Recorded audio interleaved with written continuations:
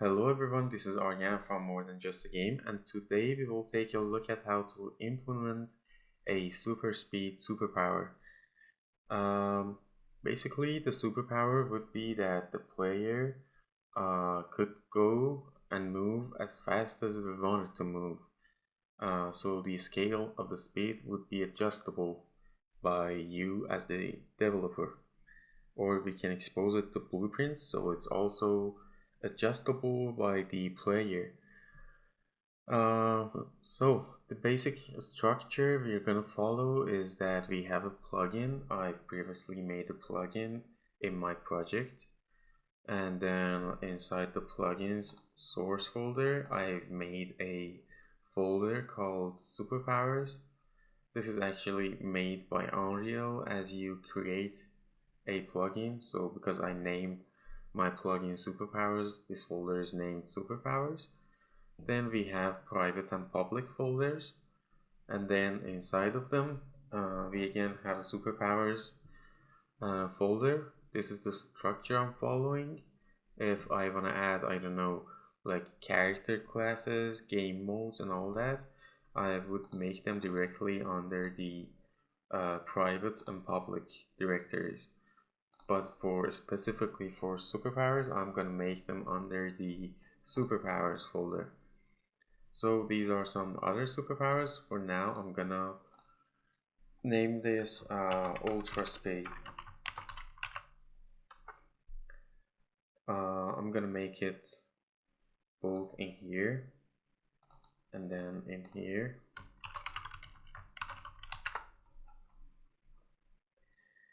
And then we are gonna add an Unreal class. It's gonna be an actor component. I'm gonna name it Ultra Speed Superpower Actor Component. I'm gonna make it public. Okay, as you can see, the C++ file has been added to the private directory, and the header file is added to the public directory. Okay, as you can see, I have some warnings here in my code, and then I have some errors when I try to build the project. This usually doesn't happen, but if it does, just right click on your U project file and then generate Visual Studio project files. Wait for it to finish. Then open up the project again, the solution actually, and basically just wait for it to load and build it again. So as you can see, it's loading right now. Because it's gonna take a while, I'm just gonna pause the video. Okay, after doing that and hitting build, it still has some problems, and as I looked further, it seems like in the C++ file the include statement is missing, so you can either just add it manually or just use this error and take the first suggestion and then build the project again. Okay, as you can see, the build was successful this time, and now that problem is out of the way. Okay, we can get started on implementing that feature. So first thing, we don't need the event tick, so I'm just gonna delete this and the definition too. I'm gonna delete some of these comments. They look annoying. You can add your own comments if you want to have a clean code, but the default comments are just annoying. Okay, so we have that now, and then we are gonna add some properties that are visible in the blueprints. You can set them through your editor, Unreal editor. Okay, I'm just adding some meta here.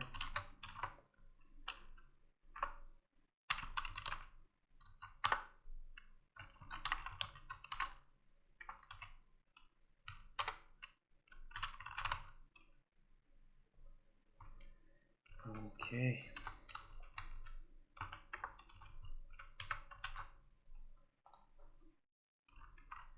And then this property is actually an input mapping context.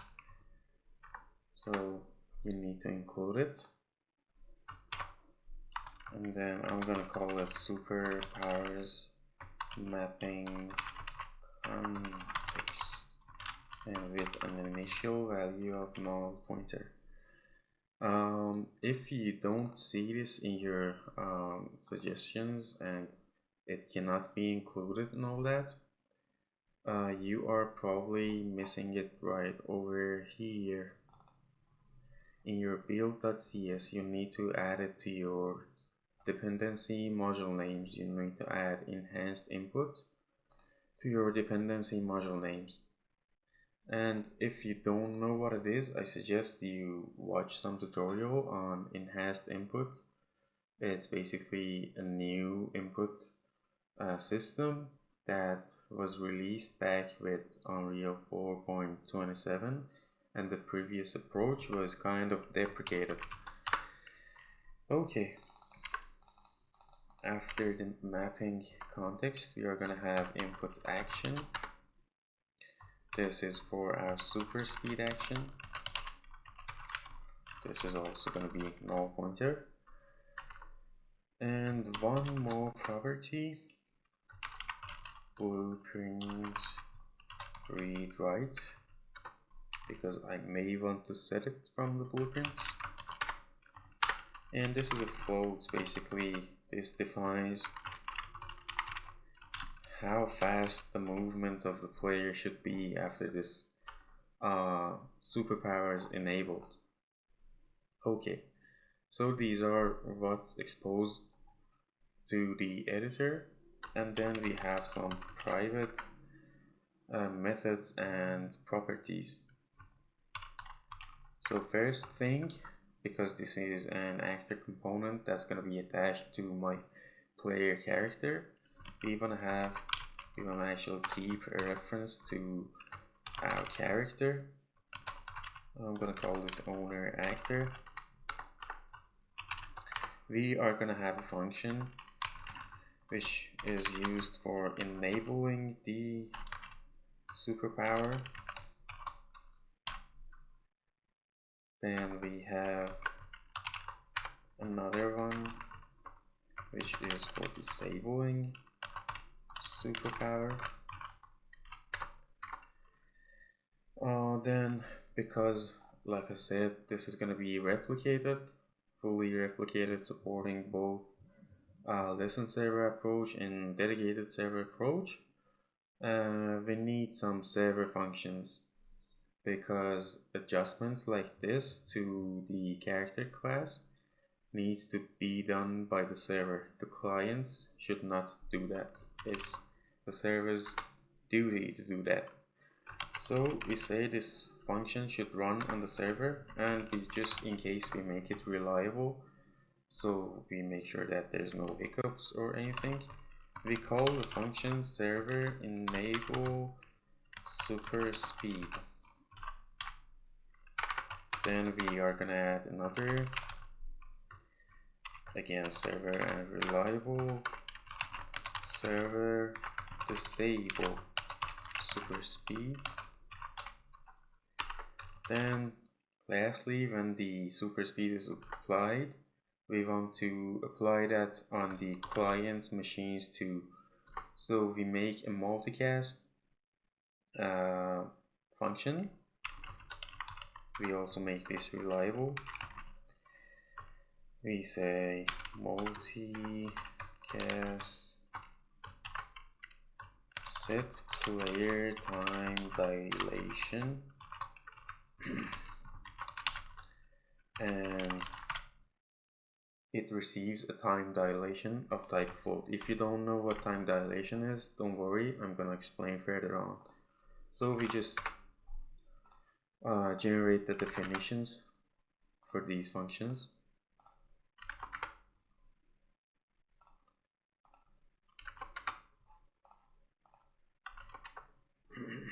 So I think I missed one function actually.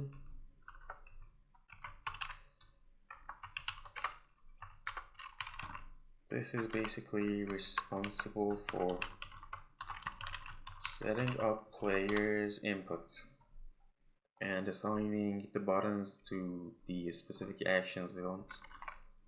So we go ahead and generate the definition for this too. And okay, so now in our begin play, we are gonna do some initializations.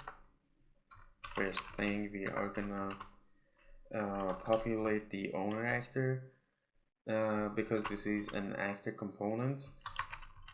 We have a function called getOwner, but it returns of type actor actually, not character. As you can see, our owner actor is a character. So we are gonna just cast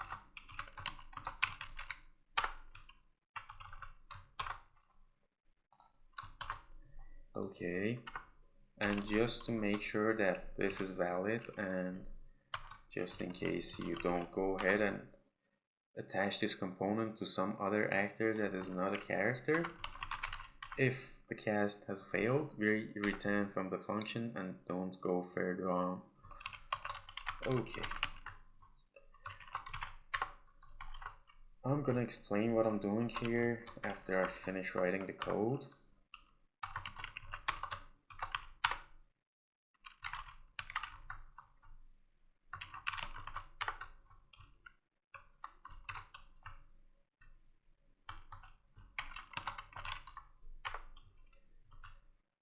So first of all, if you wanna have your game as single player and it's not a multiplayer game, you can just call the function the normal way you do. But this is going to be replicated, and this is specifically necessary for dedicated server approach. I think it's again fine to directly call that function if you're using a listen server approach. But basically in the setup player input, we need access to player's enhanced input component, and with dedicated server approach, this component is not immediately initialized and is not available, so the setup player input would fail if we directly call it from the begin play. Instead, we make a delegate. What I've done is making a delegate like this. This is just a multicast delegate without any parameters, and in my character class I broadcast this delegate when the function is called. Let me just show you.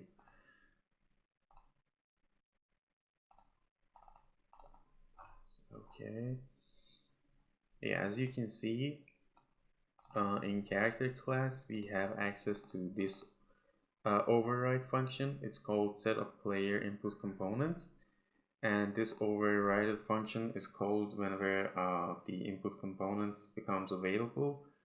So I just broadcast this delegate right over here, and the reason I defined the delegate inside a struct and as a static delegate is because I don't want to make unnecessary casting to my custom character class. I want this to be generic and avoid casting, because as you may know, it's not a good practice to do that, and you should avoid it as much as you can. Just work with delegates and interfaces.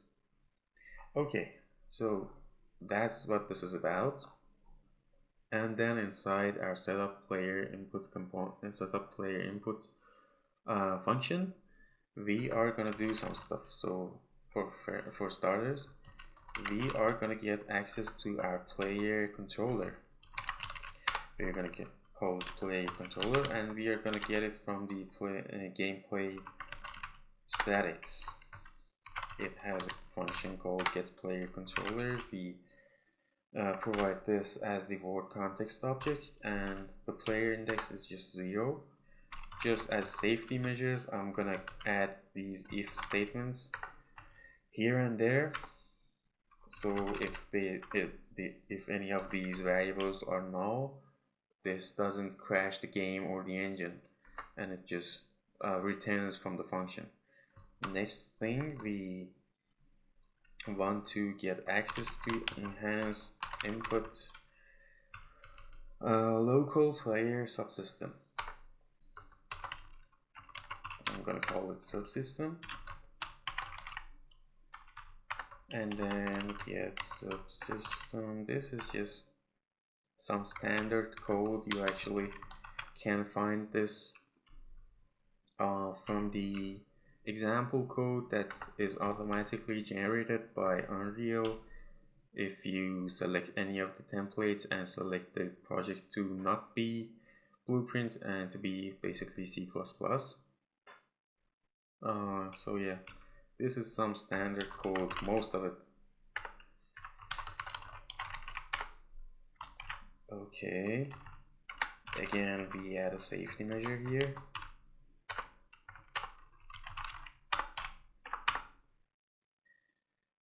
Then if the subsystem is actually valid and available, we are gonna add our mapping context to it. It was called superpowers mapping context, and we are gonna add it with a priority of 0.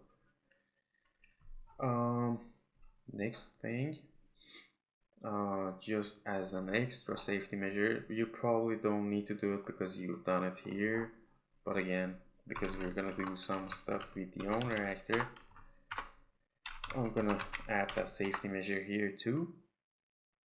And then we gonna get access to an actor component, which is the player's input component, and it's not casted yet. So get components by class, enhanced input component, and a static class. Okay, we again check if this is valid. If it's not, actually we return, but if it is, we are gonna cast it. So enhanced input component, player input component. So we basically only cast. You can just copy the class name from here and then provide the input component as the object, and then if the cast fails, just return. If not, we finally can bind our actions to it. Player input component, bind action. We basically have 2 actions.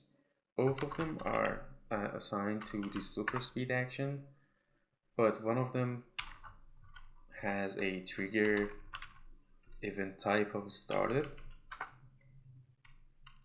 As object, I'm going to provide this,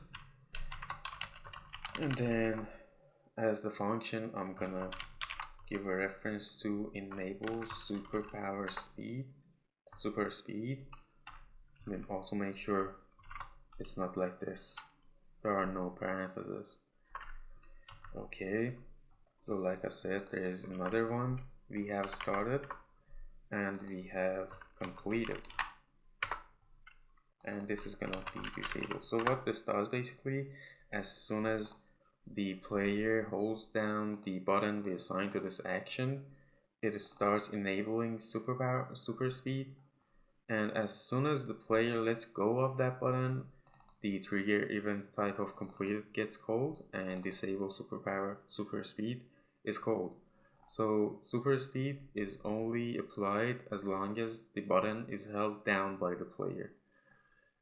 Okay, so what are we gonna do next? So let's just reorder the functions here. So this is, as you know, called on the client, and then this is called on the server. Also, as you may have noticed, there is an extra underscore implementation added at the end of this. It's because it's run on the server. Basically, this also happens with like interfaces and all that. because under the hood it probably uses some interface. Okay, so then we have disable, no more reordering needed, that's it. So from the player's local machine, we are going to request the server to enable the super speed. And we do the same here. We're gonna request the server to disable the super speed. And what are we gonna do here? We are gonna call the set player time dilation with what value? You can play.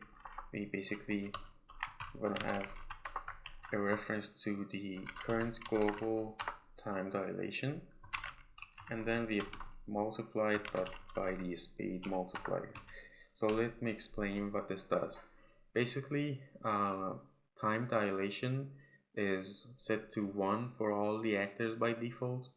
This is like the normal speed of all the actors. If you set it to 2, it means that that specific actor would be twice as fast. If you set it to half, it would get slow motion. Everything about it would be slow motion. And then we have global time dilation. It says that value we provide for all the actors in the scene. So if we set global time dilation to 2, all the actors in the scene would have double the speed. So we could have just basically set remove this part and set that we want to set the player's time dilation to our speed multiplier, but this is kind of a safety measure. If in your code for any reason you set the global time dilation to, I don't know, half, we don't want the player's time dilation to be set to 16 as we have set it here. We want it to be set to 8 because setting it to 16 while the global time dilation is half, it means that it's basically 32 times faster than everything. But we want it to always be 16 times faster than everything, so we basically just multiply it by the global time dilation. And then we want to reset that effect in the disable function.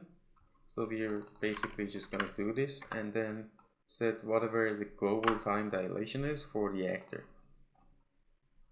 And what are we going to do here? We are going to say owner actor custom time dilation. This is not a variable I have made or anything. This by default exists. You can just use it. We set its custom time dilation to the time dilation that's received from the server. And if you don't know what a multicast function is, a multicast function runs both on the server and the clients, but it has to always be called from the server. So that's why we didn't directly call it from the client.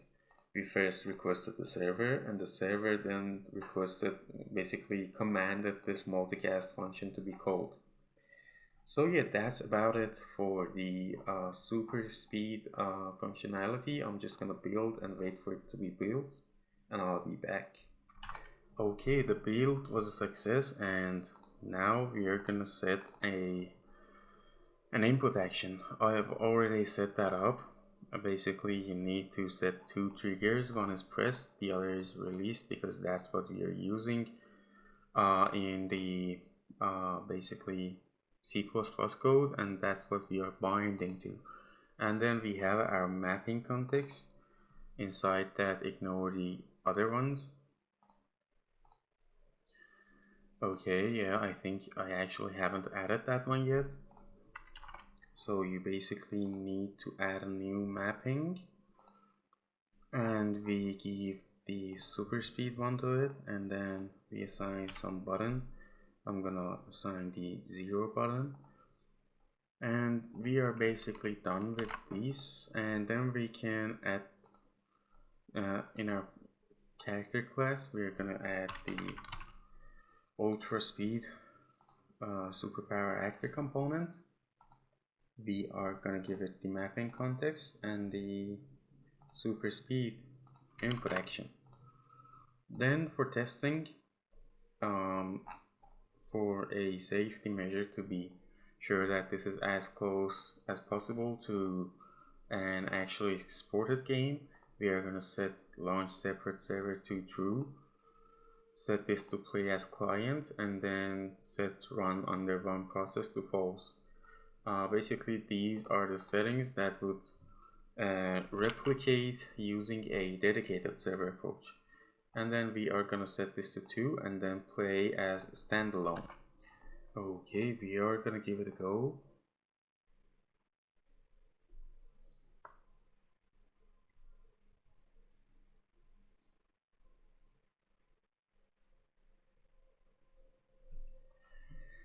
Okay, as you can see, if I walk right now, it's the normal speed, and as soon as I hold the 0 button, it's gonna have super speed.